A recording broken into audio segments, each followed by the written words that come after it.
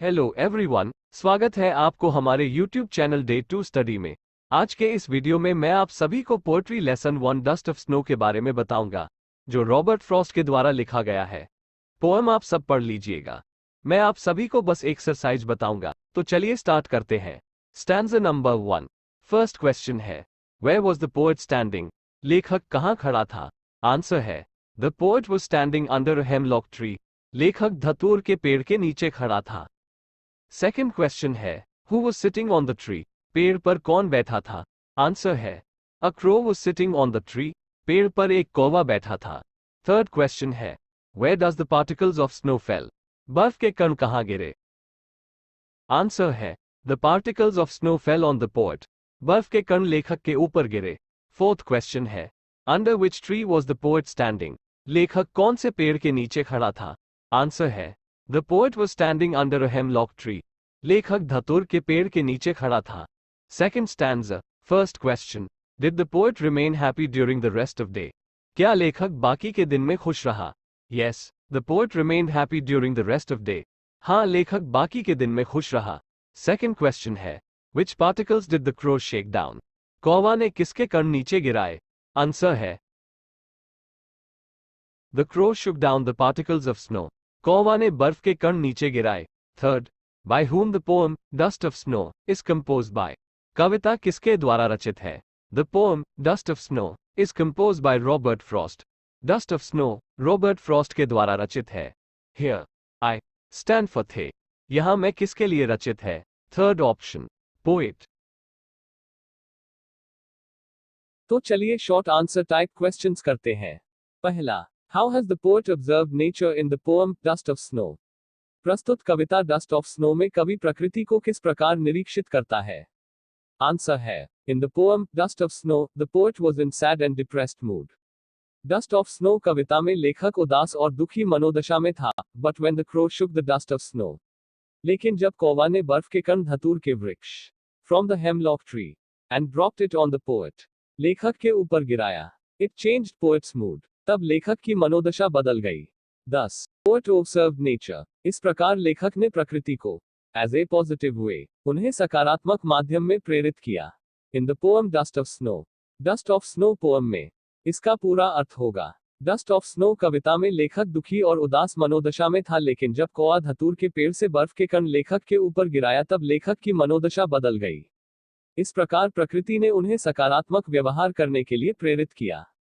दूसरा, What is the central idea of the poem Dust of Snow?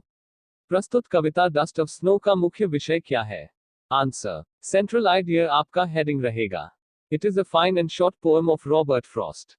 यह Robert Frost द्वारा रचित सुंदर और छोटी कविता है। The poet was in a sad and depressive mood.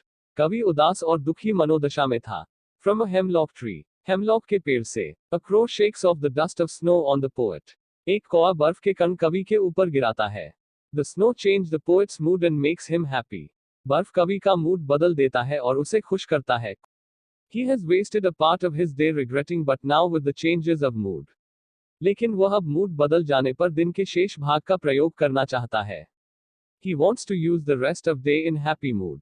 वह दिन के शेष भाग का प्रयोग खुशी से करना चाहता है। कौन? कवि। The poet wants to convey. कवि संदेश देना चाहता है। That, कि Sometimes certain moments or action which seems simple, कभी कभी निश्चित क्षण या गतिविधियां जो साधारण दिखाई पड़ती है, have a larger significance, बड़ी महत्वपूर्ण होती है। इसका पूरा अर्थ होगा, यह रॉबर्ट फ्रॉस्ट द्वारा रचित सुंदर और छोटी कविता है। कवि उदास और दुखी मनोदशा में था। हेमलॉक वृक्ष के ऊपर बैठा एक कौवा बर्फ के कण लेखक के ऊपर गिराता है। बर्फ लेखक की मनोदशा बदल देता है और उसे प्रसन्न करता है।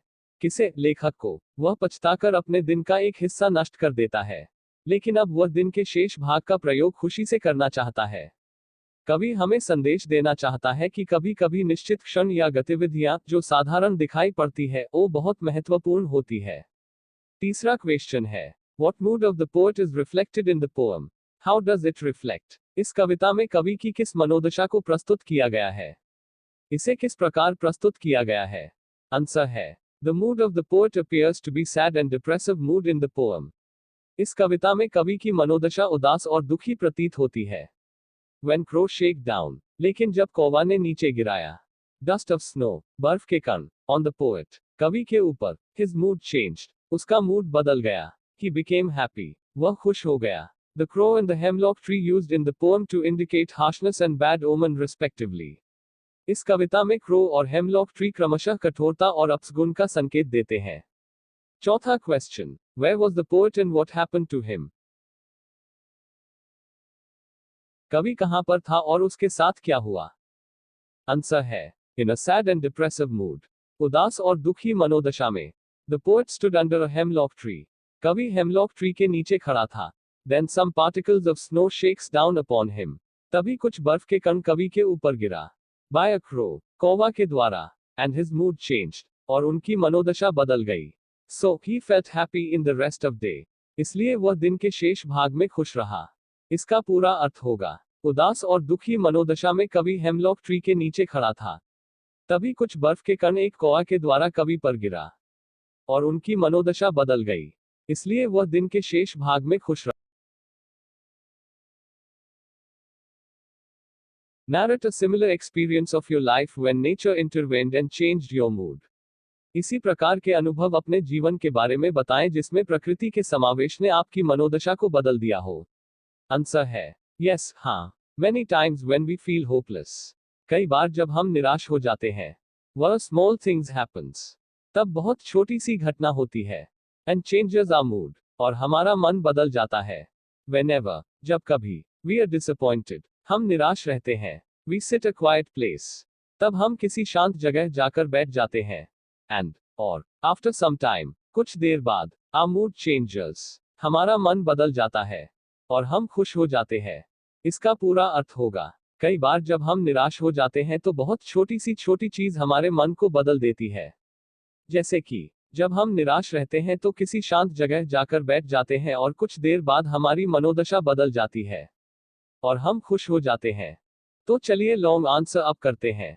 पहला क्वेश्चन है, Poets have great power of imagination. Robert Frost also explains his imagination very well and proves that sometimes the bad symbols change into a boon. Discuss. कवियों में कल्पना करने की महान शक्ति होती है। रॉबर्ट फ्रॉस्ट ने भी अपनी कल्पना को बहुत अच्छी प्रकार से प्रस्तुत किया है, और सिद्ध किया है कि कभी कभी बुरे प्रतीक एक वरदान के रूप में सिद्ध हो जाते हैं। व्याख्या करें।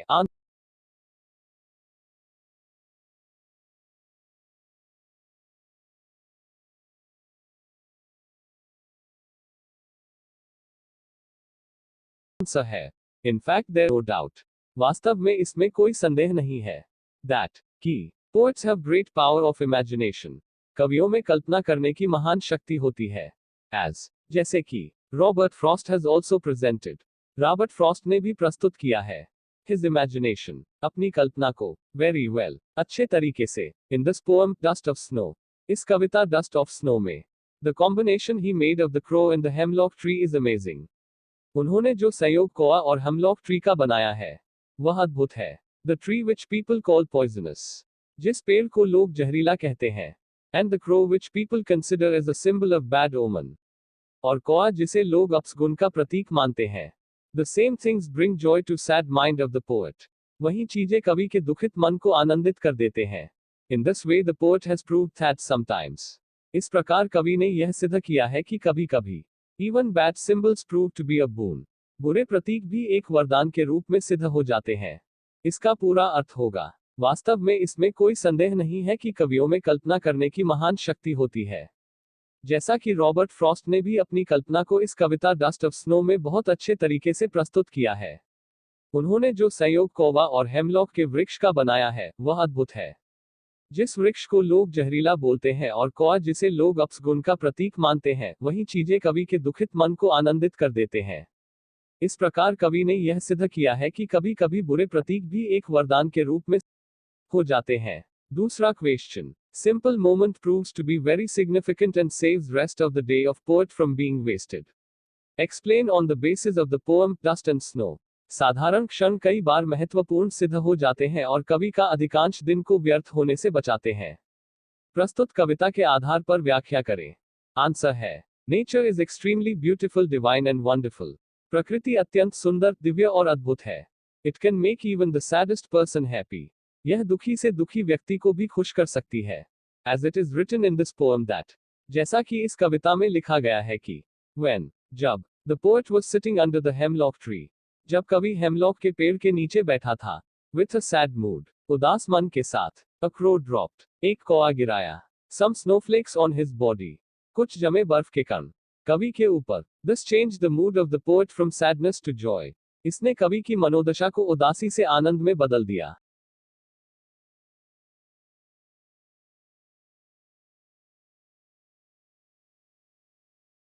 A very simple moment proved to be very important and saved the rest of the poet's day from being wasted.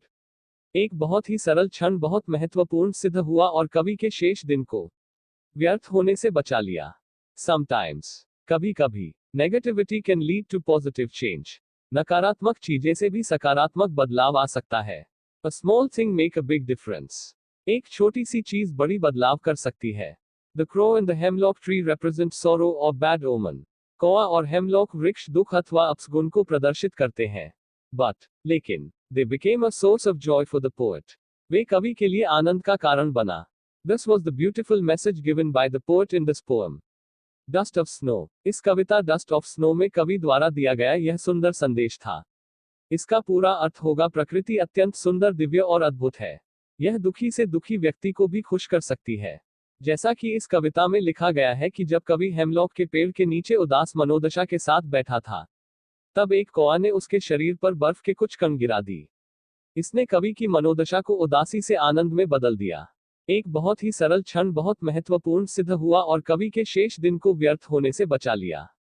कभी कभी नकारात्मक चीजों से भी सकारात्मक बदलाव आ सकता है। एक छोटी सी चीज बहुत बड़ा बदलाव ला सकती है। कौआ और हेमलॉक वृक्ष दुख अथवा अपसगुन को प्रदर्शित करते हैं, लेकिन वे कवि के लिए आनंद का कारण बना।